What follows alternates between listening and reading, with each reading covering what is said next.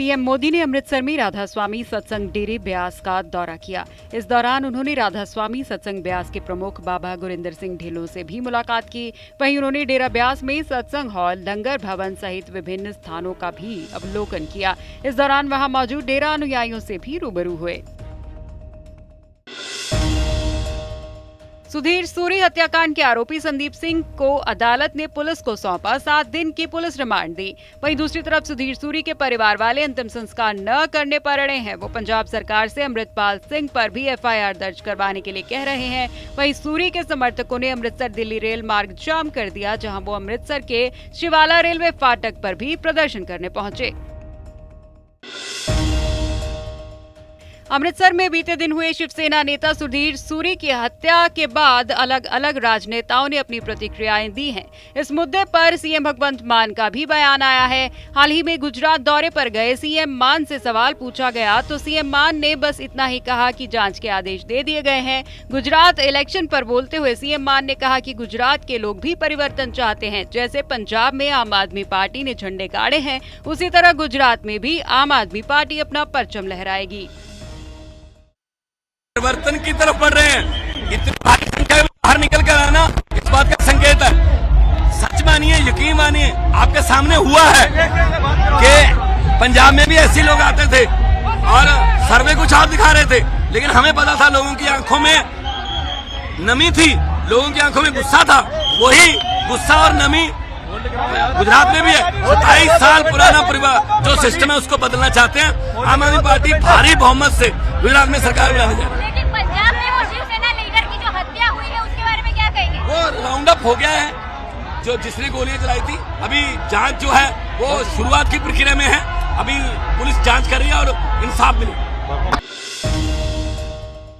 हिमाचल प्रदेश में विधानसभा चुनाव के मद्देनजर आज प्रधानमंत्री नरेंद्र मोदी ने मंडी और सोलन में चुनाव प्रचार किया। इससे पहले उन्होंने मंडी के सुंदरनगर में रोड शो किया, जिसके बाद पीएम ने जनसभा को संबोधित करते हुए लोगों से भाजपा को एक और मौका देने की अपील की। वहीं उन्होंने विपक्ष पर हमला बोलते हुए कहा कि कांग्रेस ने हिमाचल के लोगों को धोखे में रखा और विकास नहीं होने दिया। हिमाचल में पहाड़ी राज्यों में तो कांग्रेस दशकों तक तरसाओ, लटकाओ, भटकाओ, यही उनकी रीति थी, यही उनकी नीति थी। कांग्रेस ने हमेशा यही सोचा कि इतना छोटा राज्य, 3-4 सांसद आते हैं, देश की राजनीति में क्या फर्क पड़ता है। आजाद भारत के पहले वोटर श्याम सरन नेगी का शनिवार सुबह निधन हो गया। वो 106 साल के थे। वो हिमाचल प्रदेश में किन्नौर जिले के कल्पा के रहने वाले थे। श्याम सरन नेगी काफी समय से अस्वस्थ चल रहे थे। उन्होंने 2 दिन पहले ही पोस्टल बैलेट के जरिए हिमाचल विधानसभा चुनाव के लिए वोट डाला था। अपनी अस्वस्थता के चलते उन्होंने बुधवार 2 नवंबर को अपने घर में ही वोट डाला। हालांकि इससे पहले वो हर बार वोट डालने के लिए पोलिंग बूथ पर जाते थे। नेगी के निधन पर हिमाचल के सीएम जयराम ठाकुर ने ट्वीट कर दुख जताया। उन्होंने लिखा कि स्वतंत्र भारत के पहले मतदाता एवं किन्नौर से संबंध रखने वाले श्याम सरन नेगी जी के निधन की खबर सुन के दुखी हैं। उन्होंने अपना कर्तव्य निभाते हुए 34वीं बार बीते 2 नवंबर को ही विधानसभा चुनाव में अपना पोस्टल वोट डाला था। यह याद हमेशा भावुक करेगी। कांग्रेस नेता राहुल गांधी ने नेगी की तस्वीर ट्वीट कर दुख जताया। उन्होंने लिखा कि आजाद भारत के पहले मतदाता श्याम सरन नेगी जी का निधन एक दुखद समाचार है। उन्होंने देश को स्वतंत्र आसमान में पहली सांस लेते देखा था और अपनी आखिरी सांस तक लोकतंत्र की डोर को थामे रखा। नेगी जी हमें सदा देश के प्रति हमारे दायित्व की याद दिलाते रहेंगे।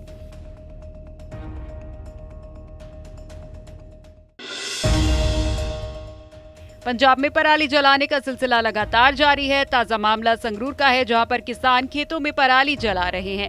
पराली जलाने को लेकर किसानों का कहना है कि उन्हें भी पता है कि पराली जलाने से प्रदूषण होता है, लेकिन मजबूरन उन्हें ऐसा करना पड़ता है। बीते दिनों से पंजाब में पराली जलाने के मामले रिकॉर्ड स्तर पर आए हैं। हिमाचल प्रदेश चुनावों के लिए कांग्रेस ने अपना घोषणा पत्र प्रतिज्ञा पत्र जारी कर दिया है। प्रतिज्ञा पत्र में कांग्रेस ने प्रदेश में सरकार बनने पर हर महिला को 1500 रुपए देने, न्यूनतम मजदूरी बढ़ाने, पुरानी पेंशन व्यवस्था लागू करने और युवाओं को 5 लाख सरकारी नौकरी देने का वादा किया है। वहीं पहली कैबिनेट में 1 लाख नौकरी देने का ऐलान भी किया गया है। हिमाचल में कांग्रेस सरकार बनने पर कृषि एवं बागवानी आयोग का गठन किया जाएगा। किसानों और बागवानों की सलाह से ये आयोग फलों की कीमत तय करेगा। इसके साथ ही हर कैटेगरी के सेब पर एक MSP घोषित की जाएगी। वहीं सोलन जिले के लिए फूड प्रोसेसिंग पार्क की घोषणा भी की जाएगी।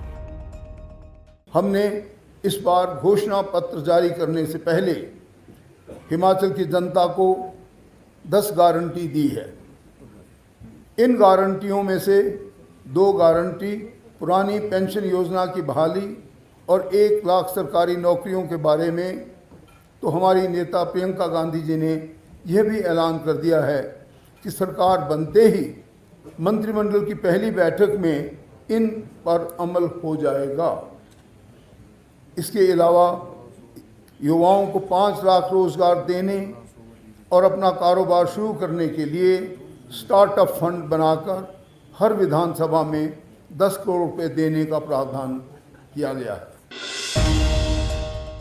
हिमाचल प्रदेश में 12 नवंबर को विधानसभा चुनाव होने वाले हैं। इससे पहले बीजेपी अध्यक्ष JP नड्डा ने बिलासपुर में जनसभा को संबोधित किया, जहां उन्होंने कहा कि कांग्रेस ने हमेशा वोटरों को उलझाने का काम किया है। कांग्रेस ने वोट लेकर अपना राज चलाया है। इसके अलावा जनता से सवाल करते हुए उन्होंने पूछा कि क्या कांग्रेस के नेता ने कभी अपने कार्यों का रिपोर्ट दिया है। देखो, इस देश के विकास को रोकने में कांग्रेस ने बहुत बड़ा योगदान किया है। उन्होंने कभी भी राजनीति को सही मुद्दों की तरफ लगाने का प्रयास नहीं किया है। उन्होंने हमेशा चुनाव में लोगों को, वोटर्स को उलझाने का काम किया है, सुलझाने का काम नहीं किया है।